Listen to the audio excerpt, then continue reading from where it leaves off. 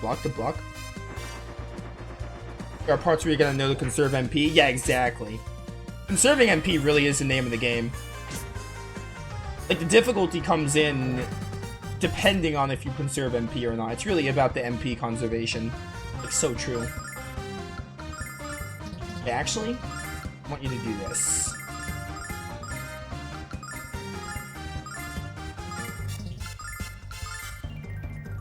Check this out!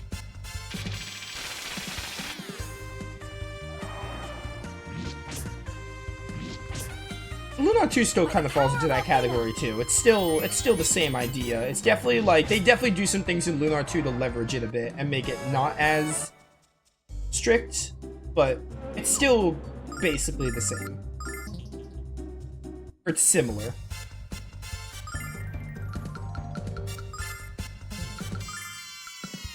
I'm gonna do another flash cut. You can't stop me.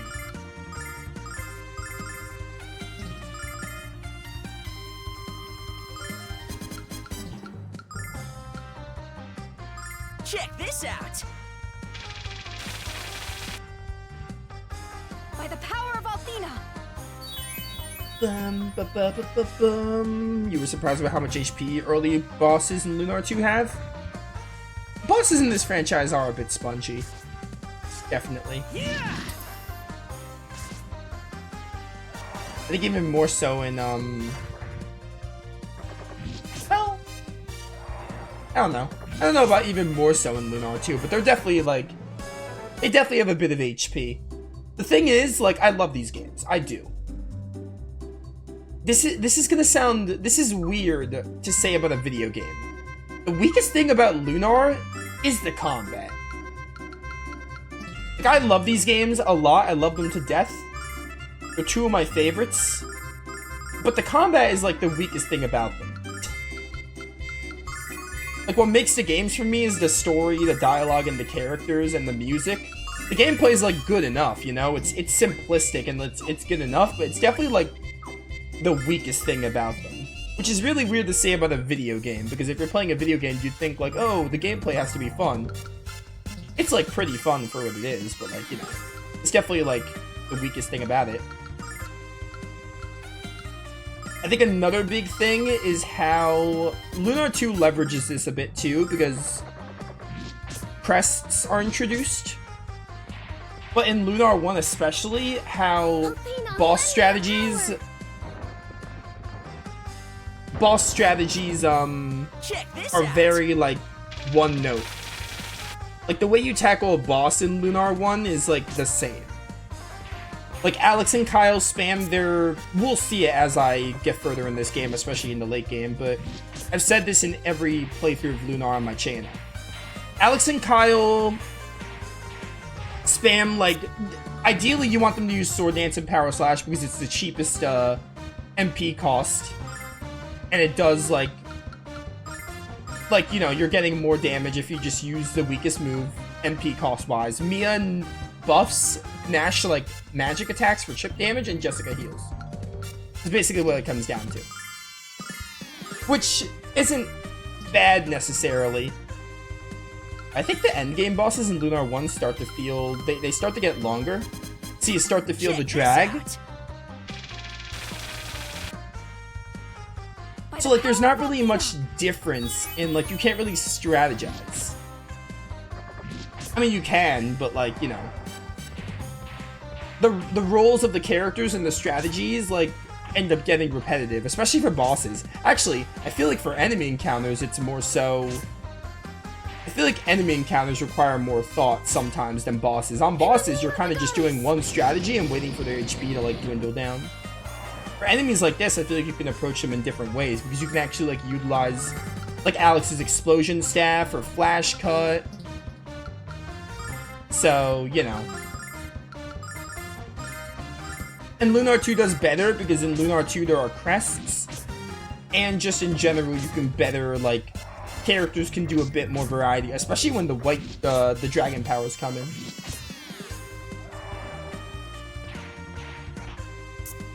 Yeah, in 2 you can do more with rolls, I agree.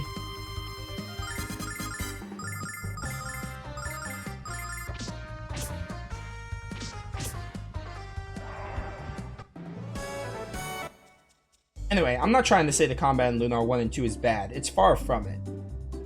It is very basic and generic, though. It's like traditional at its core, which might not be everyone's bag, which is understandable. Which definitely might not be everyone's jam, you know? I'm fine with it because I prioritize, I play classic turn-based games all the time, so I personally don't mind. And the game excels at other things like the story, the characters, and the writing and the dialogue, so the combat being like traditional and basic is like fine, you know? And Lunar 2 does make changes to make it better. It doesn't make it doesn't make enough changes for me to say its combat's like that much better. It's definitely better, but like it, you know, it's still the same thing. Like it's just the icing on the cake. Because everything else in the games is so strong. Why does this purple one keep running? Or pink one, rather. Yeah! Check this out!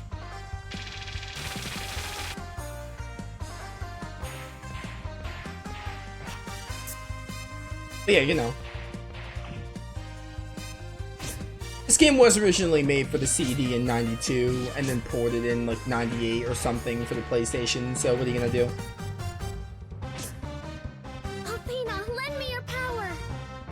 The gameplay's still, like, you know, it's solid. It's very traditional. And that's completely okay. Might not be everyone's jam, but it's completely okay for it to be traditional. I love Thunderthrust. Like, a lot. Check this out! Like, I just love the animation for it.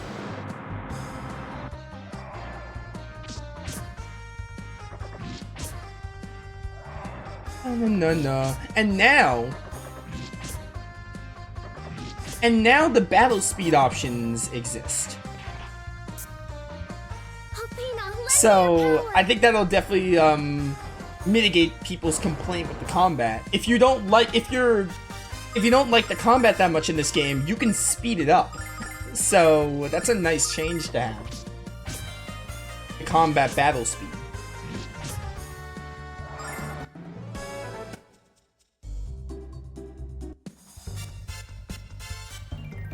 You like Lunar 2's combat better, but the story, characters, and journey is so much better told in Lunar 1. I don't really agree with that.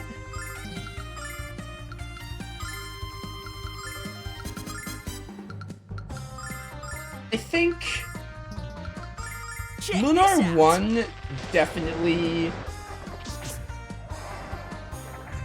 I like how Lunar 1 kind of does. The story is simplistic in Lunar 1. I think it's effective, and this is no hate to Lunar 1. I don't think Lunar 2's story is necessarily... Or I don't think Lunar 1's story is necessarily better told.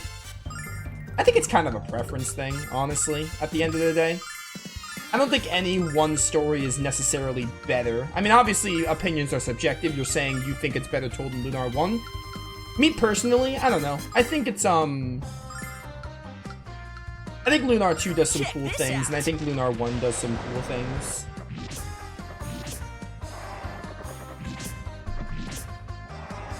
If I had to choose, probably Lunar 2.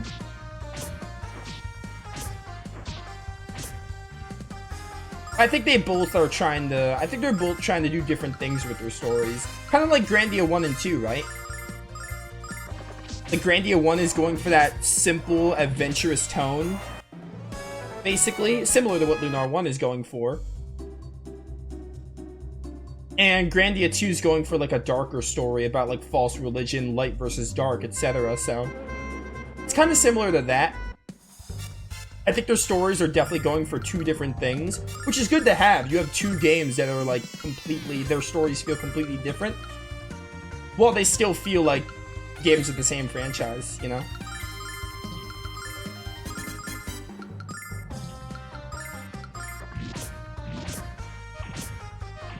By the way, I completely lost track of what I'm doing. We're looking for the fluff bug, but I got so distracted talking with chat. In the name of the goddess!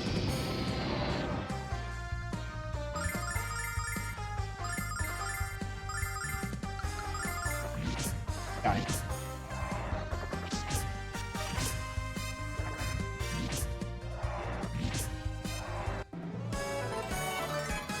don't know, maybe when I play Lunar 2 again, I'll get a better perspective on it. But, last time I played Lunar 2 was like 3 years ago, and I still really like it. And I like this game as well, so when I play Lunar 2 again, I'll get a better, maybe I'll, especially playing them back to back, maybe I'll be able to compare them better. Or, you know, I don't want to necessarily compare them and say one is better than the other, but maybe I'll better be able to be like, oh, this is where Lunar 1 shines, this is where 2 shines. Because I definitely think there's a case to be made of, like, Lunar 1 In the name of the goddess. nailing a certain tone better than 2. I think there's definitely a case to be made there. There's probably some things Lunar 1 does better than 2 in the story department.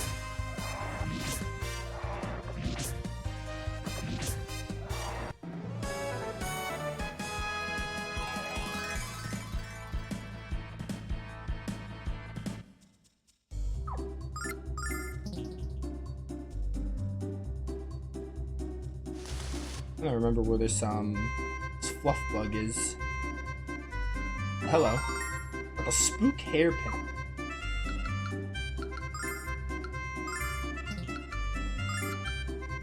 Ooh, spooky. He is all dressed for Halloween. Please move.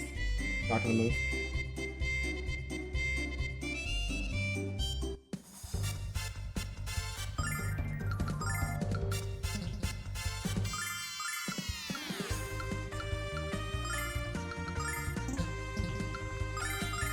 Anyway. Oh, you finally learned your single target fire move. That's interesting. Fury of the flame. I really like both. I think I prefer Lunar 2, but I still really love Lunar 1. Like, it's a bigger gap than the Grandia games between Lunar 2 and Lunar 1, but I still love them both a lot. Like, a lot. Blessing of Althena.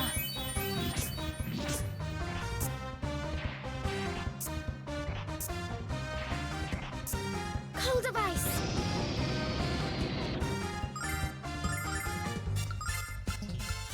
Oh, even if it's Thunder Bomb, that's something. Check this out.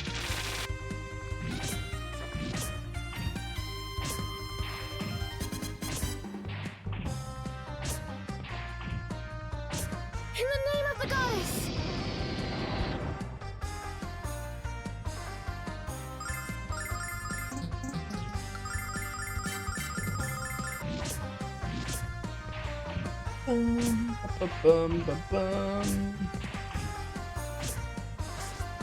Sonic Riser. In the name of the goddess. In the name of the goddess. Man, they give you a lot of silver in this part of the game. Don't I interact with this tomato? Never mind.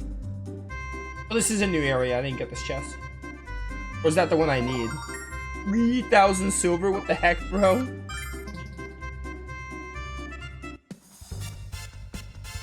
I think you're the one I need to, like, kill because you weren't moving. But I probably should have gave Nash some starlights. You know what? I can do it right now. I'll buy more of these in the Thieves' Bazaar before we go to the Red Dragon Cave, because I'm pretty sure you can do that.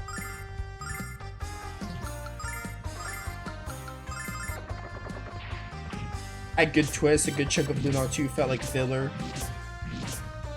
I definitely don't agree with that. That Lunar 2 has all that much filler. It was cool to see other characters get a lot of development, but it just felt like their stories were a bit separate. I can kind of see what you're saying. Because the dragon hunt in Lunar 2 does feel like, hey, you're getting the dragons, but it also feels like they're just trying to, like, it feels like a checklist of the characters getting their character arc conclusions and stuff, and they're, like, focus, you know?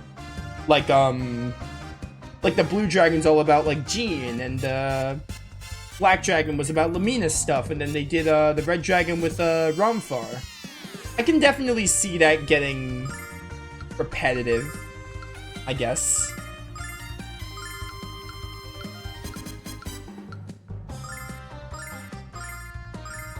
Check this out. It'll be interesting to replay Lunar 2 when we get to it. To see if I can understand what you're talking about. Or if I just disagree entirely. But, I definitely understand what you're saying.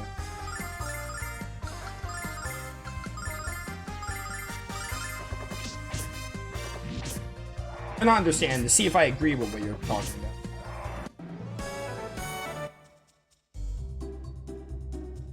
Oh no, it got away! Don't worry, no. I know how to handle feisty little things. Come here, critter. Yeah, corner it. We got it cornered. That was easy. By the way, Kyle, what was that remark about knowing how to handle feisty things? Jess, I don't know what that word means. He was bluffing. Uh-huh. Remind me to define it for you next time you try to make the moves on me. Not that I'm admitting to being feisty or anything. I thought we had to, like, chase it around. But I think I'm thinking of a different game. Alright, get me out of here. Because I'm, like, out of MP.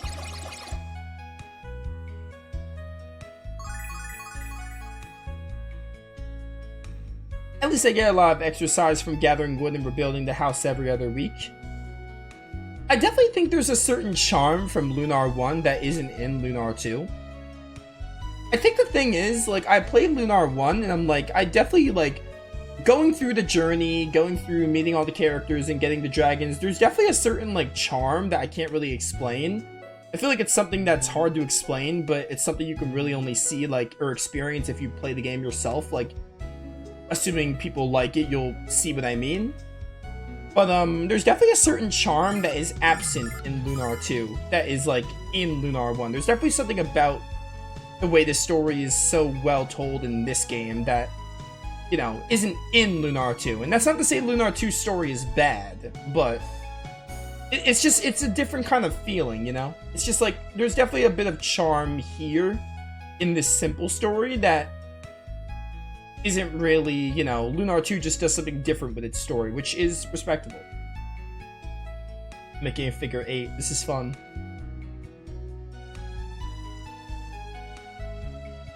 Oh, this is about Mia. Yeah, we already did that dialogue.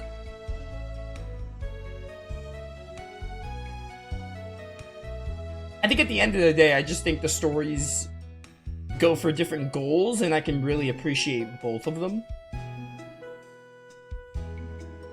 Ah, you made it. I was worried that you might not survive without the bug repellent I forgot to give you. The chemicals that make our crops so huge have affected the insects too, but you probably noticed that. But if we used a repellent, we wouldn't have caught the fluffy bug. I can't believe you were able to walk through our garden without any bug repellent. You kids are strong. I'm glad you weren't injured. No one will give us an ability insurance. Okay. You brought the fluffy bug, and just in time, the balloon's complete. If you would be so kind.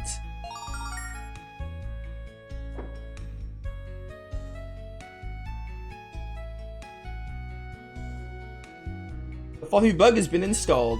According to my calculations, the balloon won't be completely inflated until tomorrow morning.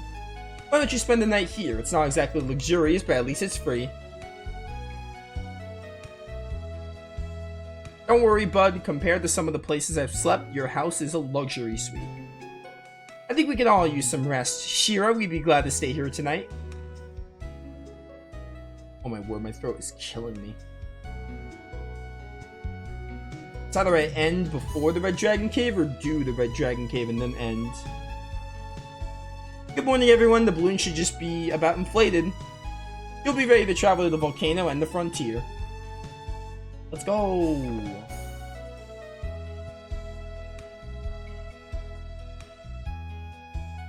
What happened? I double and triple checked my calculations. This balloon should be bursting at the seams by now. Let me rephrase. Alex, how are we ever gonna reach the Red Dragon? Excellent, the inflation is complete. Talk about dumb luck, null. Alright, before we go there, I want to make sure we have enough starlights because we're not able to leave the Red Dragon Cave once we enter it. I didn't mean to go to Berg. Berg was a misclick. Doubt anyone has new dialogue anyway. Vane has some starlights.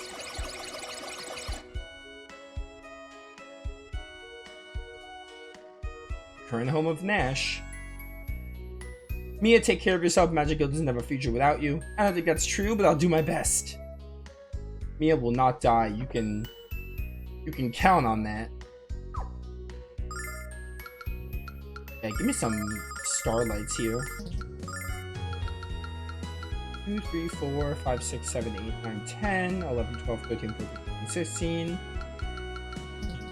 If I can get to 20, get me to 20. Yeah, that should do it. Could afford this because I have a lot of money. Isn't there a power ring or power accessory that I normally give to Alex? I think there is. I don't know if you need to buy it or find it in a chest, or maybe it's too early.